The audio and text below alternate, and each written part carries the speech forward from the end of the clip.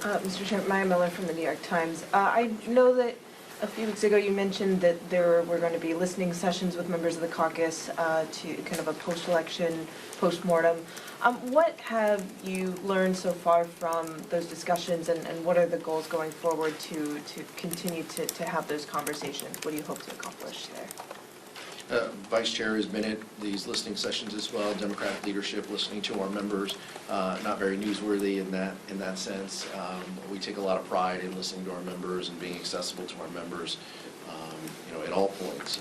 But these sessions have been incredibly constructive to hear directly from our members, things that they felt work, observations they had, either in their district or as they were out on the campaign trail helping others.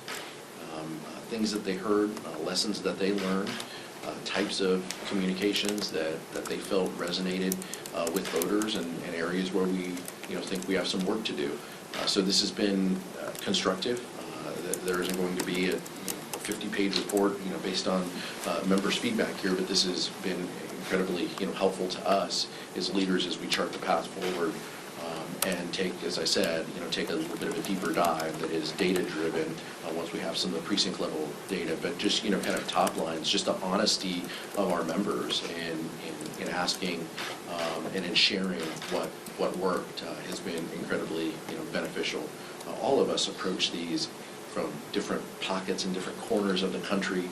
We visited different districts in different months, and so sharing that perspective and hearing from folks has been incredibly helpful. Is there an example or two that you want to highlight that stood out so far of what's worked? No, I'm not going to share examples of private member conversations, but the candidness of the members has been what jumped out, and sharing what happened, what they heard, the differences between the top of the ticket and our members. And how we overperformed, and some of members' feelings on why that happened has been incredibly helpful. These listening sessions have been very helpful, and they're ongoing, but it's not as if it's just going to stop. This is a process, and Chairman Aguilar crisscross the country going to different districts, and he and I are both on the floor, and members come up to us and tell us their thoughts throughout the year. So this is an ongoing process. There was an interesting Navigator poll that came out this week that did show that Kamala Harris won among people who read the news and watch traditional news and TV channels and so on, and then she lost among those who primarily got their sources of information from social media.